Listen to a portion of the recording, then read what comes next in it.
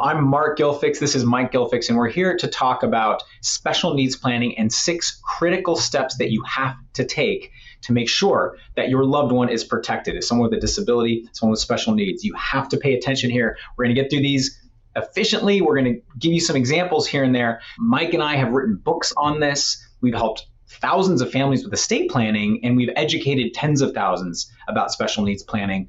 This is what we live and breathe as a law firm. It's one of our core areas of practice, and we think about this all the time. We work with families all the time on special needs planning, and we're going to share some of our insider tips with you, and that's what this is about. In about 1976, I created the Free Legal Services Program to provide legal advice to individuals who are facing some sort of disability. At that time, there were virtually no other such programs in place. We saw the need. We identified planning alternatives, and we started to actually offer advice literally decades before most of the legal community caught up. The experience we have is incomparable as a result, objectively, and we bring all of that experience to bear whenever we work with a family these days in our practice. This might resonate with you. I'm afraid to die. I think everybody has some fear of death, but especially if you have a child or a loved one who is relying on you, who you're supporting. If that loved one has special needs, if they can't work, we hear this all the time, that there's a fear not of one's own mortality, but who is going to take care of my loved one, my child, my son, my daughter, after I'm gone. And that's what this planning is about. We're going to talk about what a special needs trust is and why it needs to be done and overseen by experts. We're going to talk about the critical choice of trustee or trustees. We're going to talk about how it has to be coordinated with your family, why that's so important. People miss this and it can cause huge problems. We're going to talk about financial planning. How can you make sure there's enough there for your child? What do you need to take into account? How can you bridge gaps? We're going to talk about keeping it up to date, why you can't just create it once and forget about it. What you need to do to stay on top of things, when you need to talk to an expert about updating your plan, and what you need to do if you live in California to protect your home or your rental property. So many people are relying on keeping their home for their child or their loved one. That's in peril right now because of some new laws. We have solutions for that. I have to point out this is for educational purposes only. It's not meant as legal advice. We have to work with you directly to provide legal advice. So this is really just informative to empower you and spread the word. If you're watching this, if you're seeing this, spread the word to people you love and who you know need to understand this. There's so much ignorance out there. We want to help shed some light on these really challenging but such important subjects and such important issues.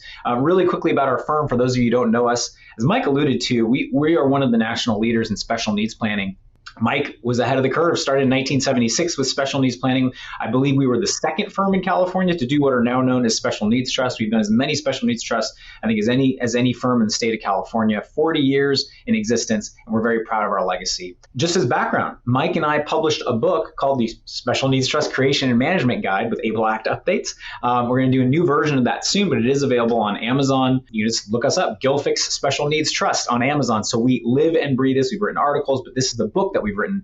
And for clients who work with us, we give you a copy for free, of course, if we're working with you directly. But you can find this on Amazon or through our office. So we think about this all the time. A diagnosis changes everything. If you have a loved one or a child diagnosed as being on the autism spectrum or having a special medical condition, that moment, your world changes. You have to start thinking about not just supporting a loved one or a child, but providing that support maybe for the rest of their life. We can relate to this. We hear it from our clients all the time. So now let's talk about the key tool that you need to have in place, a special needs trust. That is the first step you should take. If you face this, and if you don't have it yet, that's okay. Let's get that into place now. But Mike, why don't you talk about what special needs trusts are in plain English and why they're so important? The question is, how do you take care of your kid if your kid has special needs? In other words, has a problem with getting and maintaining employment to make a living, which in turn can generate eligibility for government benefits that can be extremely important.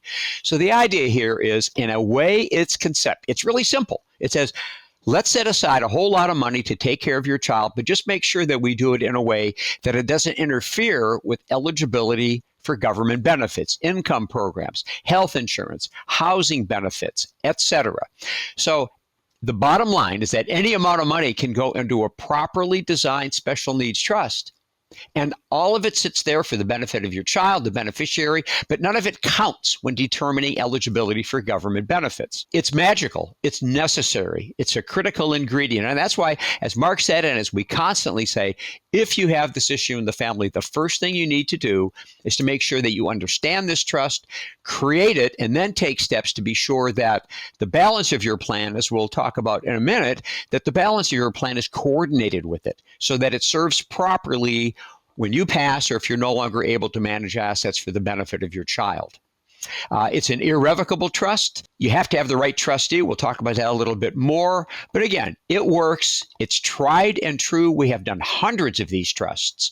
And there is a fundamental approach that we take, but often the language of the trust depends on the nature of the disability. So there's no one form, there's no one size fits all here. Yeah, and I always like to summarize it as it's a virtually unlimited pot of money that doesn't interfere with government benefits, as Mike said, and you're naming a trusted third party to oversee it for them. So your child doesn't oversee it. They don't manage it for themselves. They can't be taken advantage of. So it's a hard choice. We'll talk about trustees and that choice in a second, but it's a multi-pronged solution. But now let's talk about how a special needs trust has to fit in with your estate plan, because you can't just create a special needs trust. That's not enough, right? You need to have, if mom and dad don't have a good comprehensive estate plan, special needs trust can be worthless. Because if their assets aren't governed and managed effectively and preserved, well, there's obviously not going to be anything there for the next generation. So mom and dad or whoever you are creating that special needs trust for someone else, you also need your estate plan. So you need to have your updated living trust that would point to the special needs trust. So whatever you're leaving to that child you want to leave money for, or that loved one, goes to the special needs trust. You need powers of attorney. And if you have a child with special needs, it has to be we're not going to spend too much time on that, but the special needs trust has to have some special language to make sure that your loved one can be supported if you're ever incapacitated. So it can't just be a check the box standard power of attorney. You need your own advanced healthcare directive to make sure that someone can communicate for you in a hospital setting if you can't do it. And the key is a special needs trust should not be embedded in your living trust. It should be a separate document. There are a lot of reasons for that. I mean, one, if you want to update one or the other, you don't have to update both every time you touch it, but there are several other reasons for that. But let's just do a simple diagram of how we kind of envision this. So mom and dad have, let's say, a special needs trust for Sarah, and mom and dad want to leave money for Sarah's benefit, but they don't want to interfere with public benefits. Mom and dad have their own living trust, as you can see there. They do not leave money directly to Sarah. Instead, they leave it to a separate special needs trust for Sarah. And by having that separate special needs trust, you can fund it while you're living. You can coordinate with other family members, which we're going to talk about in just a second. And you can update the documents separately, because while special needs trusts are irrevocable, they can't really be changed once they're in place. If there's no money in them yet, you can always just swap out one special needs trust for a new one. So the bottom line is you need to have this in place. It's a lifelong safety net. It's a way to protect a child, or really anybody who needs government or who might be able to get government benefits and might not be able to support themselves. Special needs trusts can hold property. They can hold stock. They can hold bank accounts. It's pretty flexible what they can hold, but you just have to have that. It can address the lifelong cost of care for your loved one. Any other thoughts, Mike, about making sure people have that whole complete package? The only point I'd mention is that we're appropriately focusing on mom and dad, the parents of this child. If you think about it for a moment, the vast majority of kids who have special needs, who may not be able to make a living, still can function. They can make some decisions. So another ingredient that's critical, we believe, is for the child who may be 20, who may be 30, who may be 50, should also have in place his or her own durable power of attorney, advanced healthcare directive, and maybe a simple will in the event that they have any assets.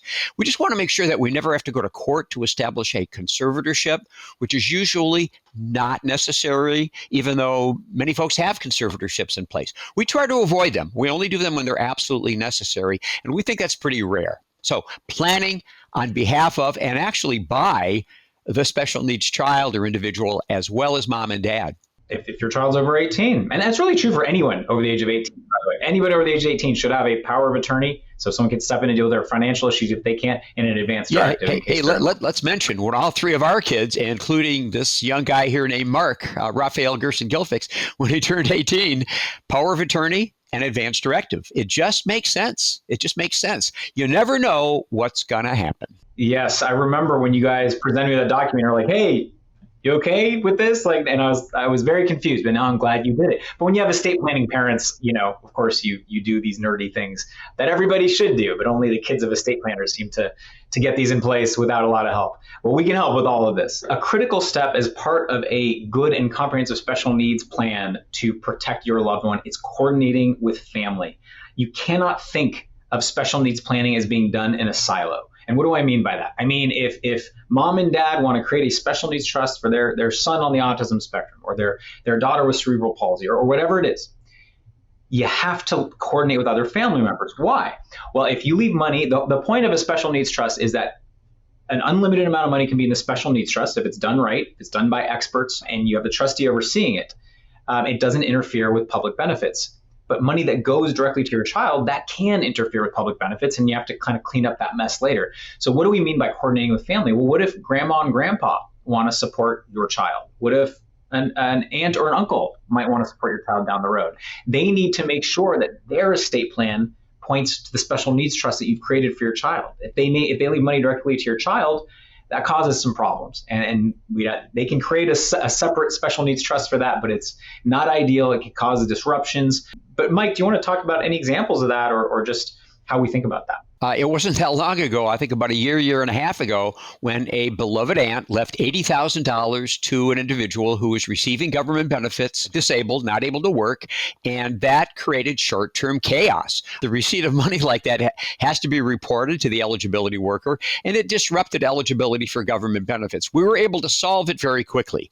We actually used a combination of something called the ABLE Act, created an ABLE account, and what's called a first party, one of the 2 or 3 varieties of a special needs trust. So had that beloved aunt simply talked with the family, understood that there was a special needs trust, she could have made the simplest change in the world in her trust and just said, hey, the $80,000 doesn't go to my nephew, it goes to the special needs trust that was created for the benefit of my nephew.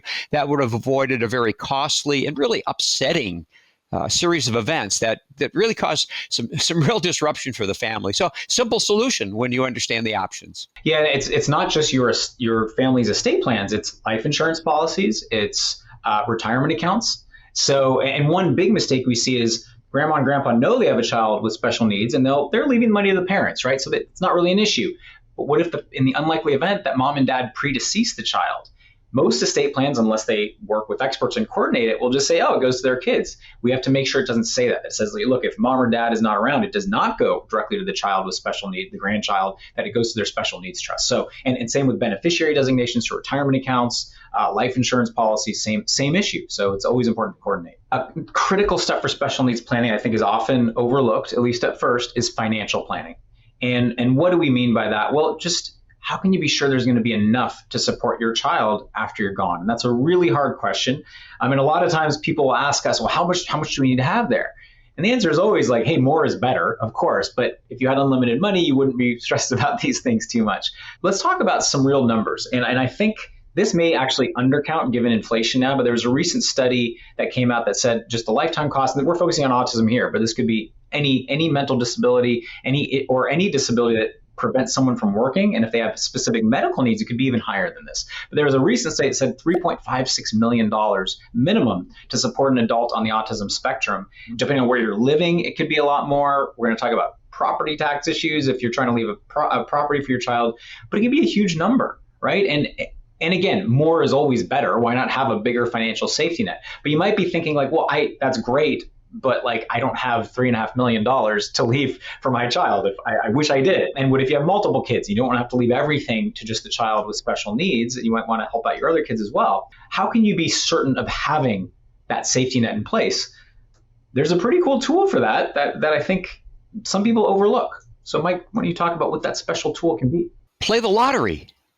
Right? I mean, get some lottery tickets. That's a sure thing. 10 tickets a week. We promise you probably won't win ever. But that is right. That's strategy, right?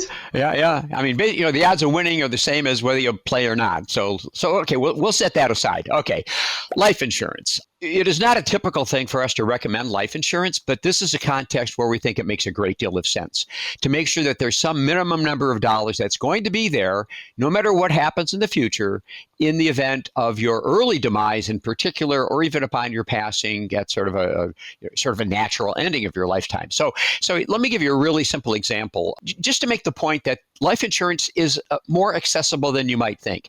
So, there's term insurance, which is very cheap. It really doesn't cost that much. And the reason it doesn't cost that much is because it only lasts up to a certain age. They rarely pay off. That's why they're cheap. So you can put money into that, but better in most situations, you get a whole lot, you get a real life insurance policy that's going to be there. That's not going to end at some particular age. So let me give you a really simple example with a couple that we worked with quite a number of years ago.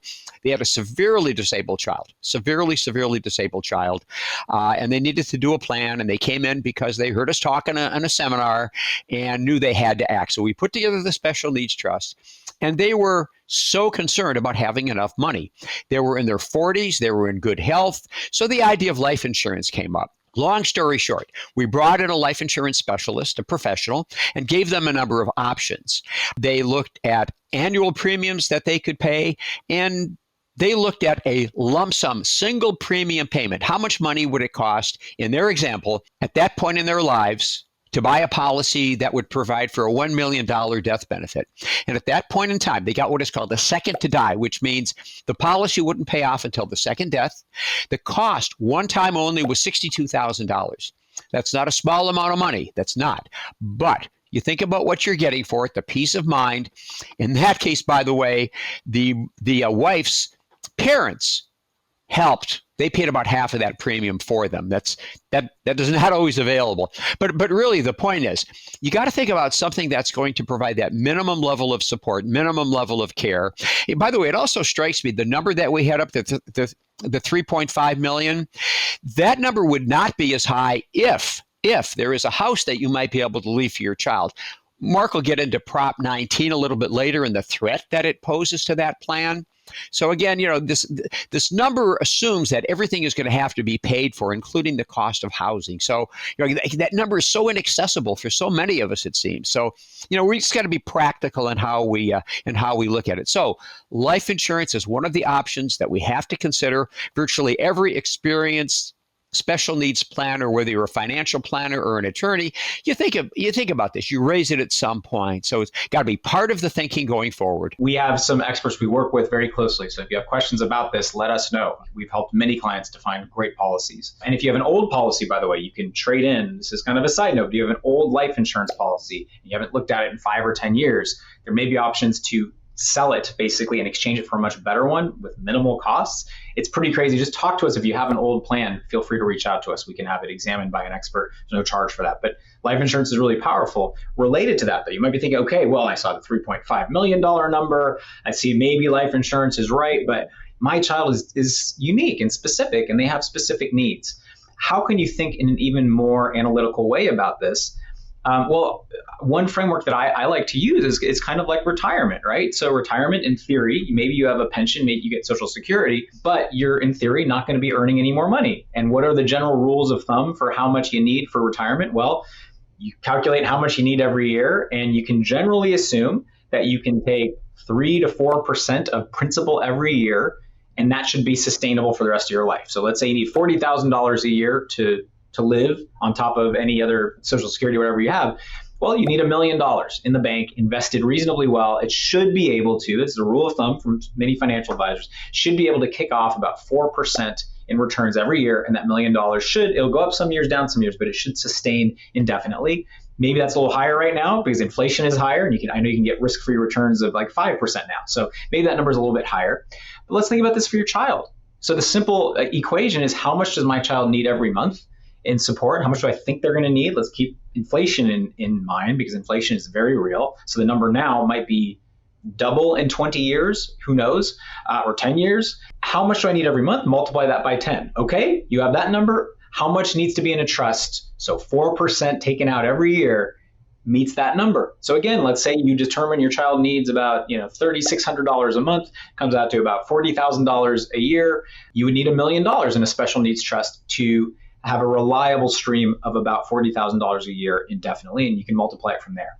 So there's no one-size-fits-all approach to this. Every situation is different, but we do like to think about this. And again, if you don't have enough there, and you have your own needs, of course, that's where life insurance can be great. And that's where coordinating with other family members can be great. If other family members can chip in and leave small shares of their estate to help bridge that gap. But you have to have a good financial plan. And let's just talk about another part of financial planning. We are big believers that, especially when there's a child with special needs, your financial planning has to be integrated with your legal planning. We're developing some programs around that with a couple financial advisors who we work with closely, some cost-free programs for clients. But most importantly, you need to make sure everything is coordinated, that one hand is talking to the other. It's always important, but it's especially important with special needs planning. Does your financial plan account for your long-term care needs? 70% of us over the age of 65 are going to need some form of long-term care. That can be very expensive. Do you have insurance for that? Does your plan account for that? Does your plan account for the increased need for money to be left over for a special needs plan? Are accounts titled properly? Are your non-retirement accounts titled in your trust? Are your beneficiary designations up to date? Can't tell you how often there's little errors there, and they can be big problems down the road. So having financial planner and legal planners who work together closely, we can make sure everything is properly titled. We can do regular reviews. As documents are updated, we can update beneficiary designations and title. Is your plan consistent with legal updates? There's sometimes developments in the law and new tools like the ABLE Act, which recently passed a few years ago. Are you taking advantage of that? Are you aware of tax issues? When you think about your plan, are you adjusting estate tax issues, property tax issues? Does your plan take that into account for you and for your child? So we are working on building some programs ourselves, the Gilfix Family Office program, I guess you could say. Whether you work with us or not, there should be integrated planning. And we work with whether a planner is part of our program or not, we will always coordinate with planners if clients want us to. But we are building a family office approach for some select clients. So contact us if you're interested in that, where there is an integrated approach to legal and financial planning. So talk to us if you're interested in learning more. But either way, we are happy to work with your planner. And if you're working, God forbid, with another attorney on special needs planning, they need to be coordinating with your financial planner once in a while, just to make sure this is all properly coordinated.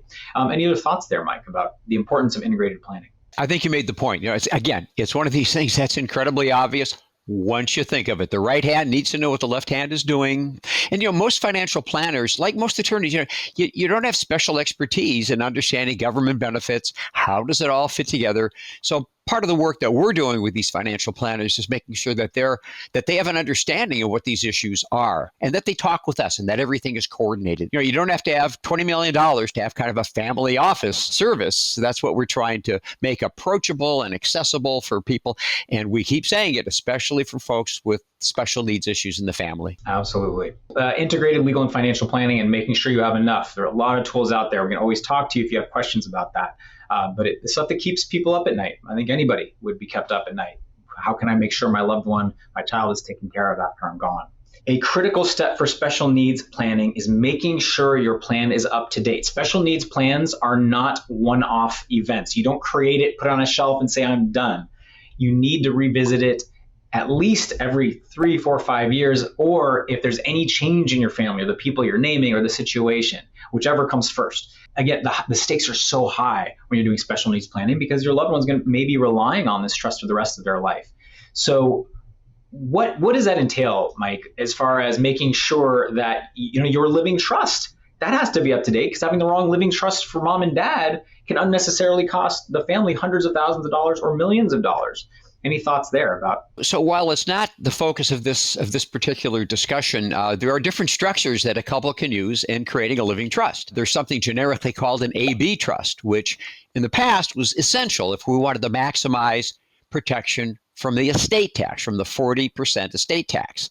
Now, there's been a change in the law where we can still maximize estate tax avoidance without this mandated division of the trust into two. So we don't want to get into that in any great depth. The point is, there are choices. There's no one size fits all for the structure of a trust.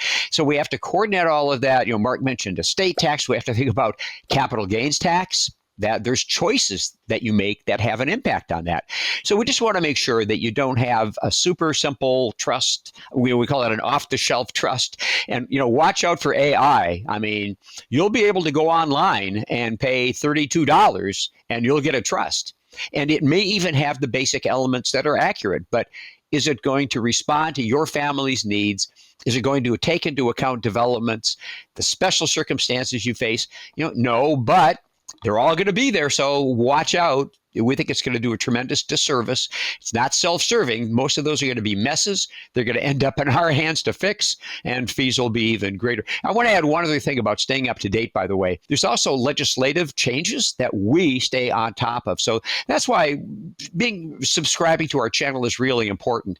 In Congress right now, there's a proposal that would increase the number of dollars an individual can retain while receiving supplemental security income, SSI. It's significant, and you need to know about that.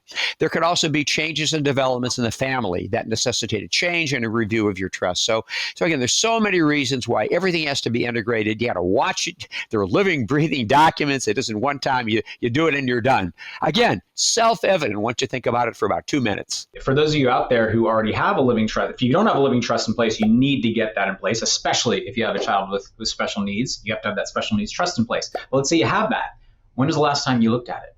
Do you even know who your backup trustees are? Do you even know who the trustees are for your child? Are you sure that your accounts are titled right? Are you sure the shares of your trust are going to the right places? Are you sure your beneficiary designations are up to date? What if you change the special needs trust? Have you updated all your other documents, your beneficiary designations? So there's so many parts of a plan that have to be revisited.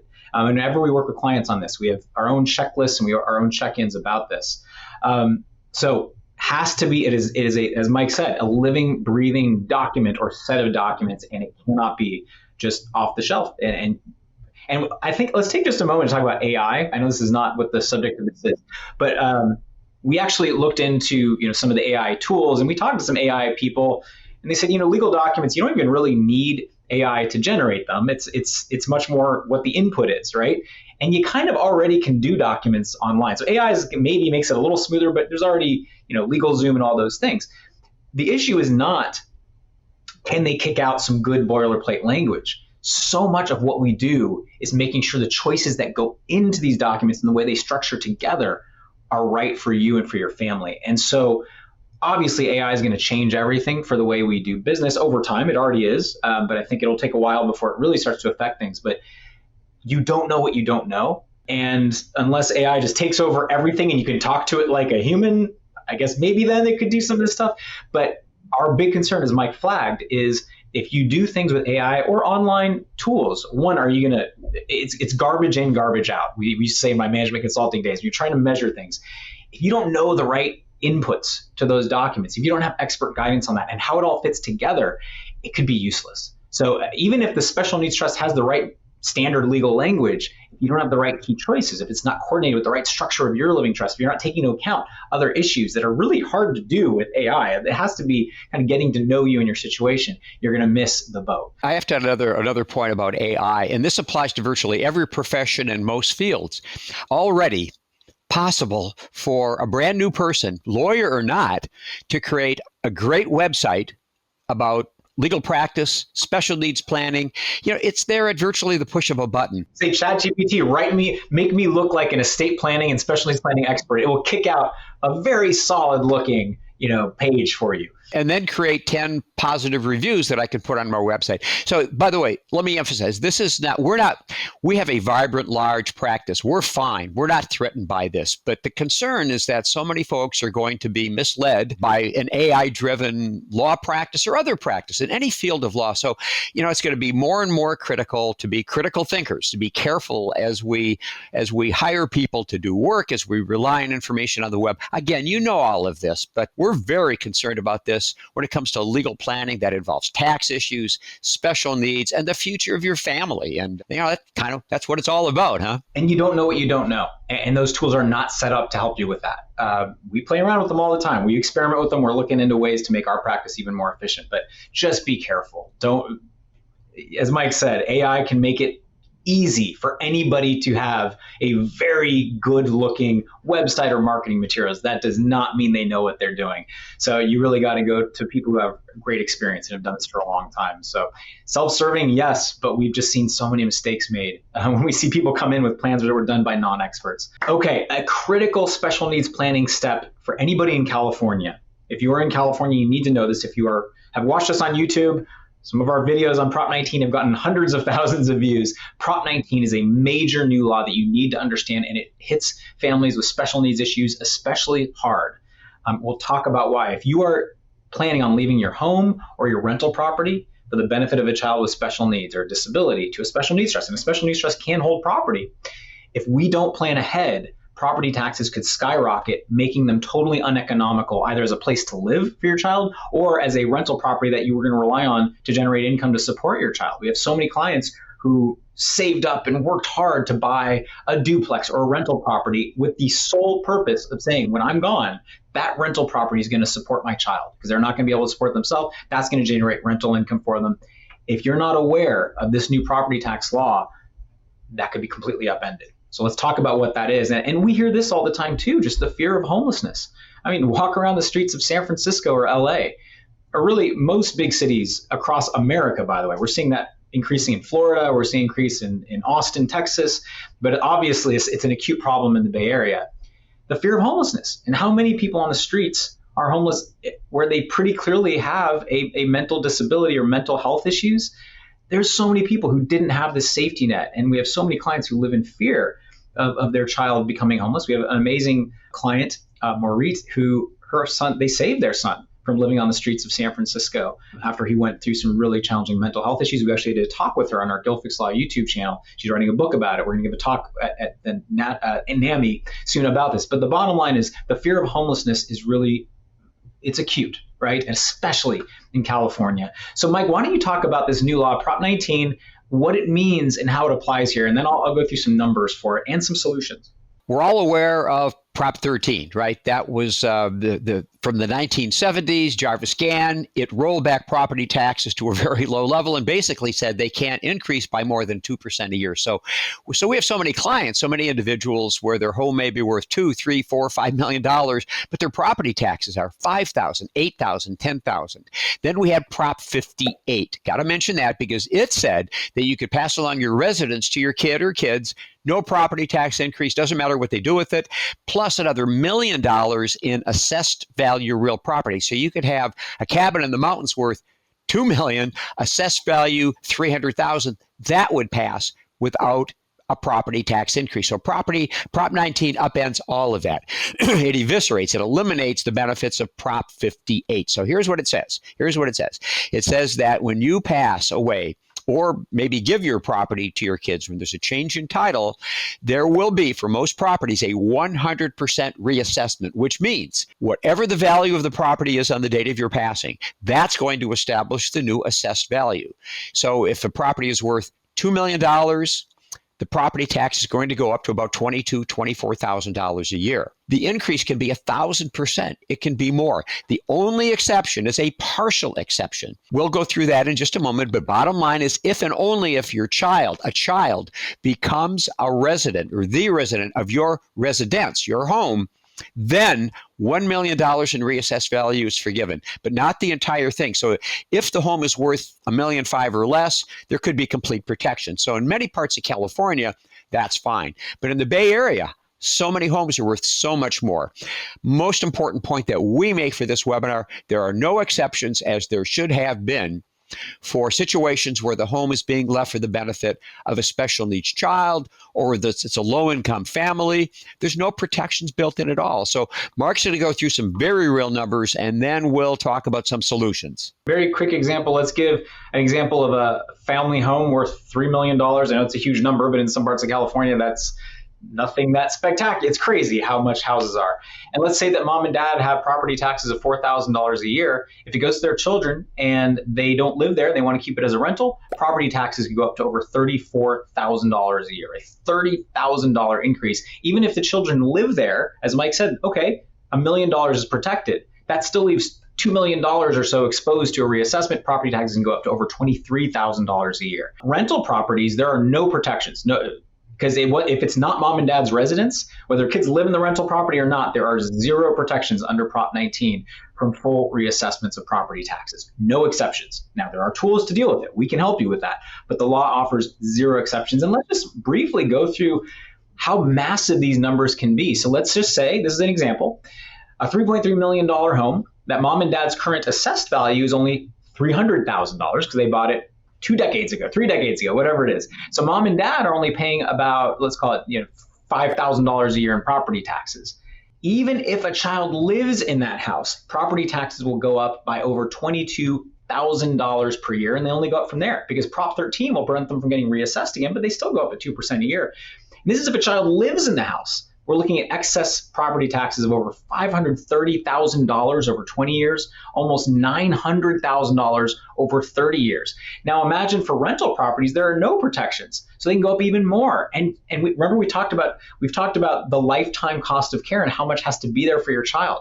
Every dollar that goes out to property taxes, that's a dollar that's not going to support your child. So it means that the properties have to earn that much more to provide any support for your child, or the trust has to have that much more just to pay property taxes. That's money that's not going to protect your child. So what's the solution? Happily, we can fix this. We can work with you to help. There are several solutions out there. We've helped many families with this. There's no one-size-fits-all solution, but there are solutions. And you can look at our Gilfix Law YouTube channel. We have the end of Prop 13, Prop 19 in California. We have a few talks. We have one with over 140,000 views, I think. At this time, it's probably going to be more by the time you see this. There are hundreds of thousands of dollars or even millions of dollars at stake. And we've developed the Gilfix and LaPole Dynasty LLC approach.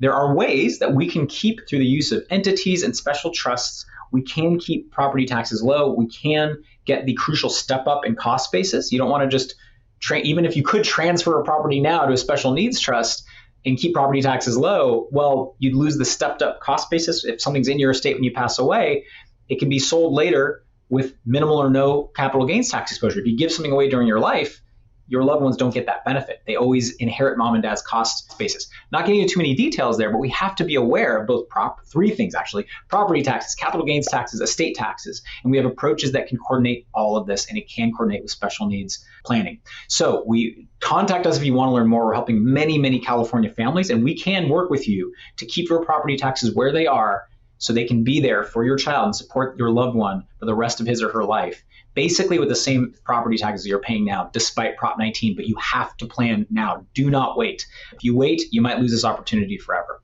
So we have to be aware of property tax issues, but it has to be coordinated with estate and capital gains tax issues. And of course, we can do that. So contact us. Let's set a meeting if you want to talk about that with us in more detail. And we have other videos explained with far more examples about Prop 19 and its impact. Any other thoughts there, Mike? You nailed it. Well, yeah, you have to I just say no head in the sand. This is not going to go away. The likelihood of this being repealed, remember, the legislature can't touch it because this was an amendment to the California Constitution.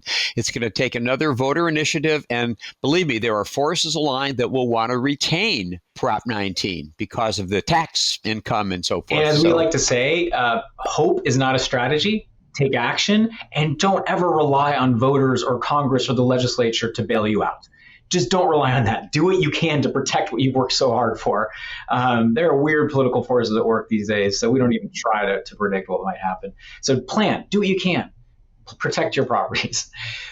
Let's go through a special needs planning mistakes checklist. What are the key steps you have to have if you have a plan in place or if you don't? Checklist. What do you need to go? So do you have a comprehensive estate plan in place? So for you, do you have an up-to-date revocable living trust? If you're married, is it the right structure? Do you have the right backup trustees? Is it up to date? Does it reflect current laws? Do you have an up-to-date power of attorney document? Does it address special needs planning issues? If it doesn't address that, it's not enough. You got to update it. Do you have a special needs trust in place? Was it done by an expert or an expert team? If not, take a look with experts. When we look at trusts done by other people, it's maybe some of the legal language is okay, but other parts of the structure just don't make sense. So you need to work with people who do this day in, day out, and think about these issues day in, day out.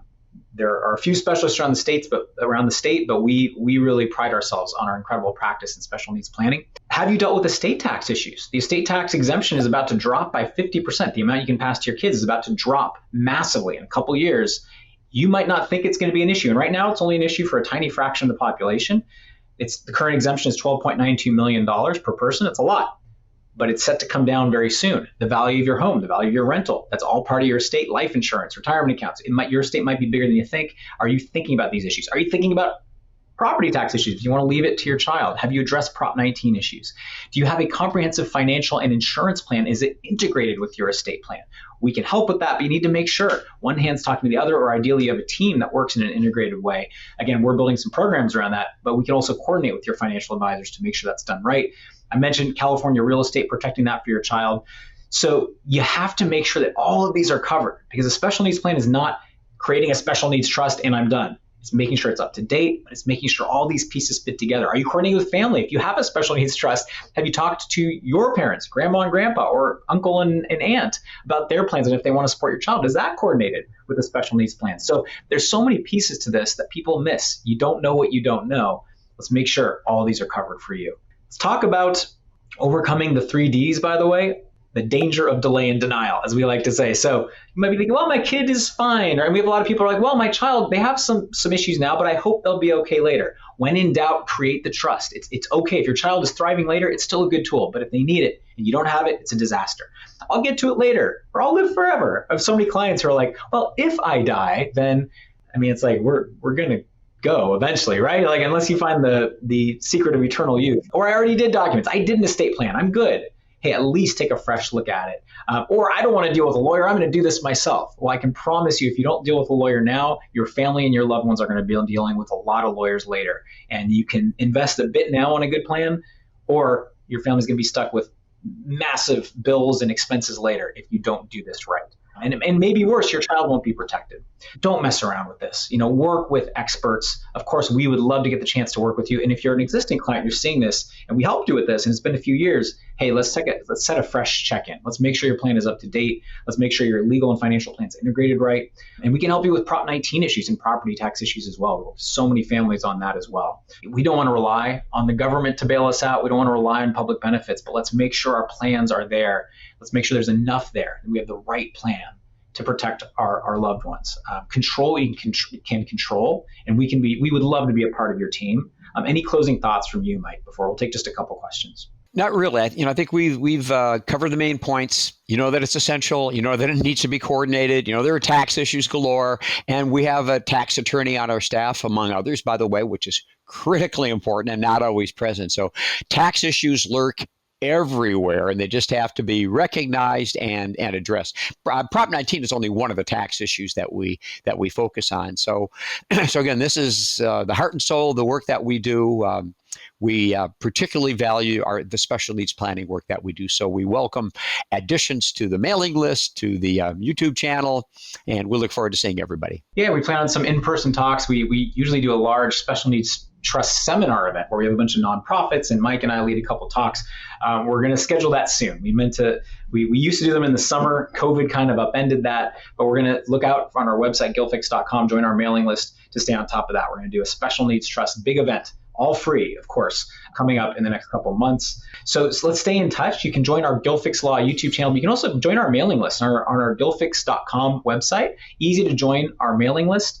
We at the Gilfix and LaPole team love to have more people in our community. Very easy to find us, gilfix.com, or contact us at 650-493-8070. Thank you guys so much for joining us. Hope everybody's staying safe, sane, and healthy, and we'll see you next time.